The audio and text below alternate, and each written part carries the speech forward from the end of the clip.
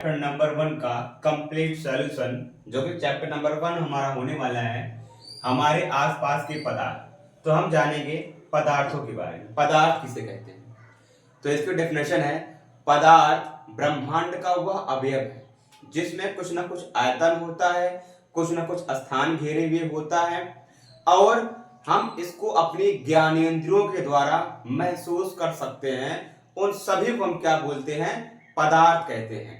यानी हम कह सकते हैं कि ब्रह्मांड की सभी वस्तुएं पदार्थों से मिलकर बनी हुई हैं। जैसे हवा, हवा को हम महसूस कर सकते हैं, ये मारकर इसको हम छू सकते हैं, और प्रकाश को हम देख सकते हैं। मतलब हम अपने ज्ञानेंद्रियों के द्वारा इन सभी का अनुभव कर सकते हैं। तो जिनको हम अपनी ज्ञानेंद्रियों के द्वारा हम अनुभव कर सकते हैं, उन सभी वस्तुओं को हम क्या बोलते हैं? पदार्थ कहते हैं। आई बात समझे? क्या कहते हैं? पदार्थ कहते हैं। तो पदार्थ पर में आ गया, और उसके बाद इसका अगला पार्ट होगा कि द्रव्यमान क्या है। द्रव्यमान, द्रव्यमान, द्रव्यमान किसे कहते हैं? देखो, द्रव्यमान किसे कहते हैं हम इसको समझेंगे। तो द्रव्यमान क्या है? पदार्थ की वास्तविक मात्रा को ही हम क्या बोलते हैं? द्रव्यमान कहते हैं। तो इसको लिखेंगे यहां पर, पदार्थ, पदार्थ की वास्तविक मात्रा को हम द्रव्यमान कहते हैं। पदार्थ की वास्तविक मात्रा को हम क्या कहते हैं? द्रव्यमान कहते हैं। जैसे कि हम यहां पर समझेंगे कि सोडियम, सोडियम हमारा क्या है? एक धातु है। अब धातु है यानी जाहिर सी बात है क्या होगा? ये पदार्थ होगा, और इसकी एक स्वयं की एक क्या होगा? एक मात्रा होगी, एक फिक्स मात्रा होगी, और इसकी फिक्स मात्रा को ही क्या बोलेंगे? हम द्रव्यमान बोलेंगे। जैसे इसकी फिक्स मात्रा क्या है? 23 है। 23 है, क्या है? 23 है। और 23 क्या है? इसका द्रव्यमान है। क्या इसका है? द्रव्यमान, जो कि फिक्स है। हमने यहां पर लिखा है पदार्थ की वास्तविक मात्रा, यानी सोडियम की ये क्या है? वास्तविक मात्रा है। तो इसको क्या बोलेंगे? हम द्रव्यमान बोलेंगे। जैसे ऑक्सीजन का भी ले रहे हैं, ऑक्सीजन का होता है कितना? 16। तो 16 क्या है? ये 16 ऑक्सीजन की वास्तविक मात्रा है, जिसको हम क्या बोलते हैं? द्रव्यमान कहते हैं। क्या कहते हैं? द्रव्यमान कहते हैं। अब अगले टर्म में हमारा है भार किसे कहते हैं? क्या है? भार किसे कहते हैं? अब देखो, हम समझेंगे भार किसे कहते हैं। जब पृथ्वी किसी भी ऑब्जेक्ट को, जब पृथ्वी किसी भी वस्तु को अपने केंद्र की ओर गुरुत्वाकर्षण बल के कारण, किस बल के कारण? गुरुत्वाकर्षण बल के कारण, गुरुत्वाकर्षण बल के कारण अपनी ओर आकर्षित करती है, उसी को हम क्या बोलते हैं? उसका भार बोलते हैं। तो इसको डिनोट किससे करते हैं? W से। W बराबर क्या होता है? mg, जहां पर W हमारा क्या है? भार है। m हमारा क्या है? द्रव्यमान है, और g हमारा है गुरुत्वीय त्वरण। जी हमारा क्या है? गुरुत्वीय त्वरण। इसको एक बार फिर समझेंगे। जैसे हम यहां पर खड़े हैं, हमें द्रव्यमान पाया जा रहा है। अब क्या होगा कि जो पृथ्वी है हमको अपने केंद्र की ओर आकर्षित कर रही है, और जिस वेग से आकर्षित कर रही है उतना हमारा क्या होगा? भार होगा। यानी अगर ये पृथ्वी जो है, अगर इसको आधा कर दिया जाए, तो यानी आधे वेग से हमको खींचेगी। तो यानी सपोज करो मेरा वेट 60 किलो है, अगर इस पृथ्वी को हम आधा कर दें, तो यानी उसकी क्षमता जो है खींचने की, आकर्षण करने की क्या हो जाएगी? आधी हो जाएगी। तो हमारा वेट भी यानी भार भी कितना हो जाएगा? आधा हो जाएगा। आई बात समझ में? तो इसको क्या बोलते हैं? भार कहते हैं। पृथ्वी जब किसी वस्तु को अपनी ओर गुरुत्वाकर्षण बल के कारण आकर्षित करती है, जिस वेग से आकर्षित करती है, उसी को क्या बोलते हैं? हम भार कहते हैं। अब भार समझ में आ गया। अब इसके बाद हमारा आयतन क्या है? आयतन। देखो आयतन किसे कहते हैं? आयतन क्या है हम समझेंगे। तो इसके डेफिनेशन क्या है? द्रव्य द्वारा घेरा गया। आयतन के बारे में, तो आयतन किसे कहते हैं? किसी वस्तु द्वारा घेरा गया स्थान ही उसका क्या कहलाता है? आयतन कहलाता है। जैसे हमने पानी को इस बर्तन में डाल दिया, पानी को हमने क्या किया? इस बर्तन में डाल दिया। अब पानी जितना यहां पर स्थान घेरा हुआ है इस गिलास का, वही उसका क्या कहलाएगा? आयतन कहलाएगा। आएगा समझ में? तो घेरा गया स्थान उसका क्या कहलाता है? आयतन कहलाता है। तो ये क्या कहलाएगा? इसका आयतन कहलाएगा। यानी लंबाई गुणे चौड़ाई और ऊंचाई, इतना स्थान ये कवर करता है, जिसको क्या बोलते हैं? इसका हम आयतन कहते हैं। जैसे अब मार्कर मेरे पास में है, ये 3 मार्कर। अब 3 मार्कर ने, अब यहां पर इसको रख दे रहे हैं हम। तो 3 मार्कर यहां पर क्या किए? ये इतना स्थान कवर किए हैं ना, तो वही इसका क्या हो जाएगा? आयतन। यानी हम कह सकते हैं किसी पदार्थ द्वारा घेरा गया स्थान, जितना स्थान घेर सकता है, वही उसका क्या कहलाता है? आयतन कहलाता है। तो आयतन समझ में आ गया। अब हम थोड़ा चलेंगे पदार्थों के वर्गीकरण, पदार्थों के वर्गीकरण में। तो हम पदार्थों को बांट के दे सकते हैं 3 भौतिक अवस्थाओं में। पहला हमारा है ठोस, दूसरा हमारा है द्रव, और तीसरा हमारा है गैस। यानी पहला ठोस, दूसरा द्रव और तीसरा गैस। अब इनके हम कुछ लक्षण जान लेते हैं। यहां पर देखो, ठोस का पहला लक्षण क्या होता है? कि ठोस की आकृति, ठोस की आकृति और आयतन,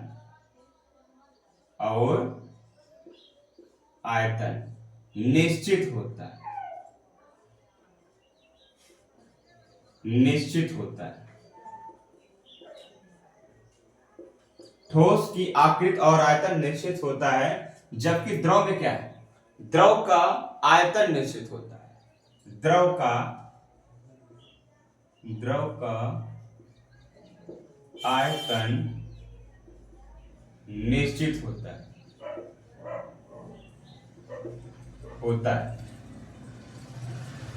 द्रव का क्या निश्चित होता है? आयतन। आकार क्यों नहीं? क्योंकि द्रव का कोई शेप नहीं होता है। जैसे पानी को हमने रख दिया एक गिलास में, तो गिलास का स्वरूप ले लेगा। पानी को हमने रख दिया टाठी में, तो एक टाठी का स्वरूप ले लेगा। किसी बर्तन में रख दे रहे, मतलब जिस बर्तन में हम उस द्रव को रखेंगे, जिस बर्तन में हम उस द्रव को रखेंगे, द्रव उसी का आकार ले लेगा। यानी उसका आकार निश्चित है? नहीं निश्चित है। लेकिन हाँ, वो जितना मात्रा घेर रहा था, जितना मतलब वो एरिया घेर रहा था, कौन? द्रव, वो इतना ही एरिया घेरेगा, चाहे फिर हम रखें किसमें? गिलास में, फिर चाहे रखें हम किसी और बर्तन में। तो यानी उसका आयतन क्या रहेगा? निश्चित रहेगा, पर आकार निश्चित नहीं रहेगा। गैस में क्या होता है? इसका दोनों क्या होता है? अनिश्चित होता है, ना आकृति और ना ही आकार। अब दूसरी बात जो इंपॉर्टेंट है, इनके अणु क्या होते हैं? पास पास होते हैं। अणु क्या होते हैं? पास पास होते हैं। और इनमें क्या होता है? इनके अणु कुछ दूर दूर पे होते हैं, कुछ दूर होते हैं, और इनके बहुत दूर होते हैं, इनके बहुत दूर होते हैं। देखो यहां पर ड्रा कर रहे हैं। देखो ये ठोस के अणु एकदम पास पास है, ये द्रव के अणु कुछ दूर पे है, और ये गैस के अणु जो कि बहुत दूर पे है। अब देखो इनसे क्या निकला? कि अगर ठोस के अणु है तो ये गति नहीं कर सकते, ये कर सकते हैं क्या, कंपन। ये कंपन करते हैं, इनको पीटने से इनको वाइब्रेशन उत्पन्न होगा, ये कंपित करेंगे। लेकिन ये बह सकते हैं क्योंकि इनमें गतिज ऊर्जा पाई जाती है, इसलिए पानी बहता है, कोई भी तरल पदार्थ बहता है। क्यों? क्योंकि इनके अणुओं के मध्य में गतिज ऊर्जा पाई जाती है। और इनमें क्या होती है, इनमें गतिज ऊर्जा नहीं पाई जाती, इनमें गतिज ऊर्जा पाई जाती है। वही हाल गैस में, इसके अणु दूर दूर होते हैं, इसके अणु दूर दूर होते हैं, इसलिए ये गैसीय अवस्था में रहता है और इस कारण से इनमें गतिज ऊर्जा भी क्या होती है, पाई जाती है। लेकिन ठोस में गतिज ऊर्जा नहीं पाई जाती है। और उसके बाद देखेंगे तीसरा, संपीड़ता। संपीड़ता के बारे में बात करेंगे।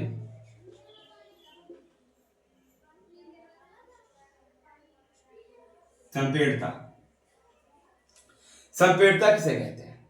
देखो, अगर हम किसी पदार्थ को दाब लगाकर उसके आयतन को परिवर्तित कर दें तो क्या कहलाएगा, वो उस गुण को बोलेंगे संपीड़ता। उस गुण को क्या बोलेंगे, संपीड़ता बोलेंगे। कि हम दाब लगाएं और उसका आयतन क्या हो जाए, बदल जाए, तो इस गुण को क्या बोलेंगे, हम संपीड़ता बोलेंगे। हम ठोस में दाब लगाकर इनके अणु को बदल सकते हैं? बिल्कुल नहीं बदल सकते, इसलिए ठोस क्या होते हैं, असंपीर्ण होते हैं। क्या होते हैं, असंपीर्ण होते हैं। और इसके बाद में द्रव, द्रव के अणु कुछ दूर होते हैं, इसलिए इसमें कुछ गुण होते हैं, कुछ गुण होते हैं, ना के बराबर। और गैस, गैस के अणु बहुत दूर दूर होते हैं, इसलिए क्या होते हैं, ये संपीड़ित होते हैं। ये पूर्ण रूप से संपीड़ितता का गुण पाया जाता है,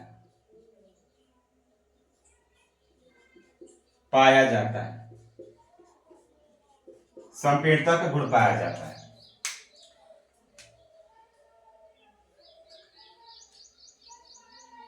आएगा समझ में? संपूर्ण रूप से संपीड़ितता का गुण पाया जाता है।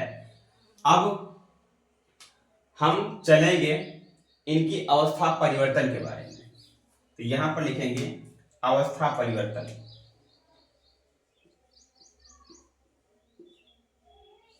अवस्था परिवर्तन की अवस्था परिवर्तित कैसे करते हैं? देखो, अगर ठोस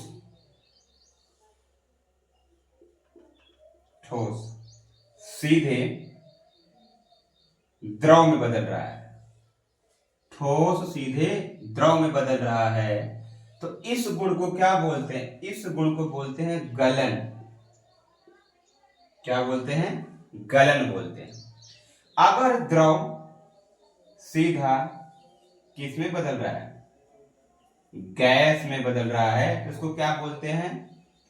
वाष्पन। द्रव अगर गैस में बदल रहा है तो क्या बोलते हैं? वाष्पन बोलते हैं। अब गैस सीधा किस में बदल रही है? ठोस में। गैस सीधा ठोस में बदल रही है तो उसको बोलते हैं निक्षेपण। जैसे हम धुएं में रख देते हैं किसी भी, जैसे कि हमने धुएं में रख दिया किसी भी उस कण को, जैसे कि हम इसको कह सकते हैं ऐसे कि यहाँ पर हमने धुआं सुलगाया है, धुआं किया हमने, यहाँ पर खूब सारा धुआं किया, और उसके बाद क्या हुआ, हमने इस पे किसी पत्थर को ऐसे रख दिया।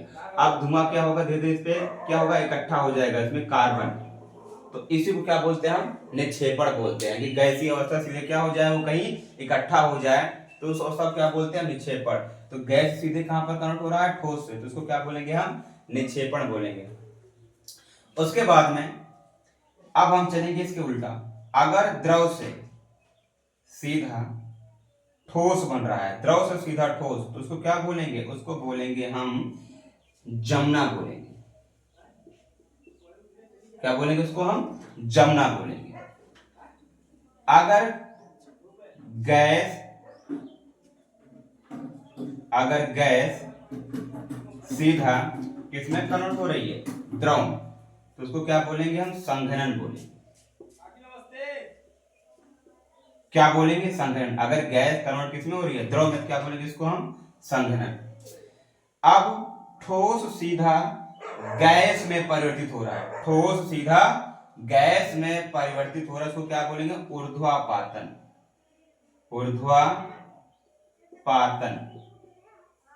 ठोस सीधा गैस में परिवर्तित होता है तो उस अवस्था को क्या बोलते हैं? ऊर्ध्वापातन। जैसे कपूर, कपूर ठोस होता है लेकिन उसको गर्म करेंगे, जब जलाएंगे तो सीधा किसमें बदल जाएगा? वो गैस में बदल जाएगा, और इसी को क्या बोलते हैं हम? ऊर्ध्वापातन कहते हैं।